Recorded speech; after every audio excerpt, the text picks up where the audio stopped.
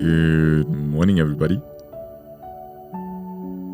I hope and trust the devotional series has been a blessing to you.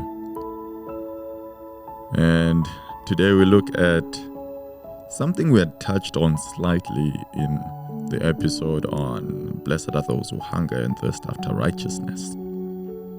But today we look at it from a different angle. So Jesus continues on our principles for the kingdom. And he says in Matthew 5 verse 20, "For I say unto you that except your righteousness shall exceed the righteousness of the scribes and Pharisees, ye shall in no case enter into the kingdom of heaven." Clear principle for the kingdom. Unless your righteousness exceeds that of the scribes and Pharisees, you shall in no case enter into the kingdom.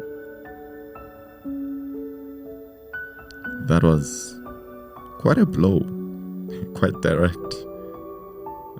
The scribes and Pharisees, from what Christ is saying, is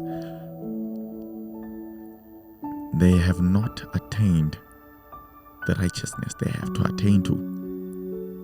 That was shocking. And as the audience is listening, they are thinking, Pharisees? How are Pharisees not the epitome of righteousness? Well, there were 7 classes of Pharisees. We had the shoulder or Shechem Pharisees. These guys kept the law as long as it benefited them. They kept it for personal gain, so that they could gain attention, so that they could be seen by man. Then we also had the mortar Pharisees. That's a mortar they had attached to their head, and it kept their eyes focused. They could not see anything on the left, nor on the right, so that they could keep themselves pure. Then we had the blind Pharisees. These men literally covered their eyes so that they could not see things that defile. They are also called the bleeding Pharisees because, well, if your eyes are closed and you walk around with your eyes closed, you're going to get hurt. So, there were blind Pharisees. And we also had the humble Pharisees, who portrayed this false humility. They would keep their heads bowed low and would not look man in the eyes and just keep that humility. But they also did make it. Christ says, except your righteousness exceeds that.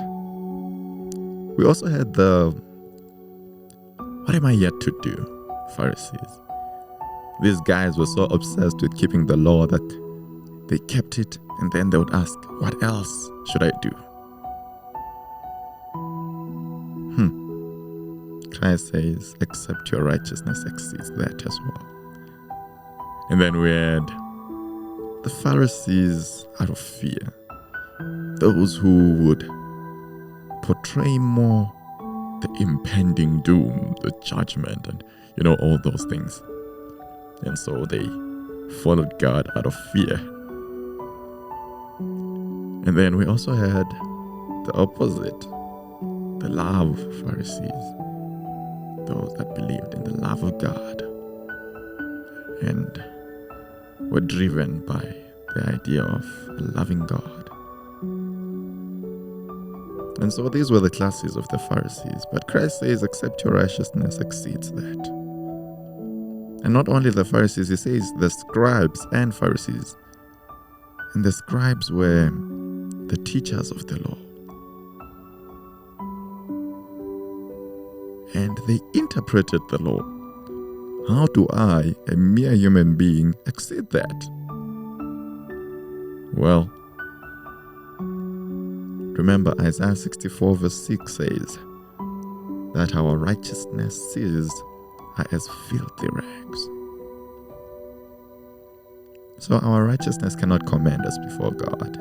We need a pure righteousness, a beautiful righteousness, a good righteousness. And there is a righteousness that supersedes that which is ours. Isaiah describes it very beautifully in the book of Isaiah chapter 61 verse 10. He says, I will greatly rejoice in the Lord. My soul shall be joyful. I will rejoice. My soul shall be joyful. This is twice. Then he says, for he hath clothed me with the garments of salvation. What are these garments of salvation? He says, he hath covered me with the robe of righteousness. That's the righteousness we need. And then he makes this analogy. He says, as a bridegroom decketh himself with ornaments, and as a bride adorneth herself with her jewels. It takes us to a picture of a wedding. And you know how much people prepare for a wedding? They buy the most expensive garments, most expensive shoes, prepare their hair most beautifully on that day. And Isaiah says that's the righteousness of God. God clothes you with the most beautiful of garments. But we reject this righteousness. We put on a counterfeit righteousness. We are content with the filthy garments. God desired that the Jews would make him their righteousness. He says in Jeremiah chapter 23 verse 6, in his days Judah shall be saved, and Israel shall dwell safely. And this is his name whereby he shall be called the Lord our righteousness. This was a prophecy talking about Christ. And God desired that Judah would call him the Lord our righteousness. But they failed, they didn't see it. And so they didn't experience true righteousness. They made a blunder. They sought after their own. We cannot make the same mistake, friends.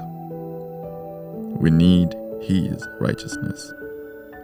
Paul says in Philippians 3 verse 9, talking about what he desires, he says, and be found in him, not having mine own righteousness, which is of the law, but that which is brought through the faith of Christ, the righteousness which is of God by faith. That's the righteousness you want to have.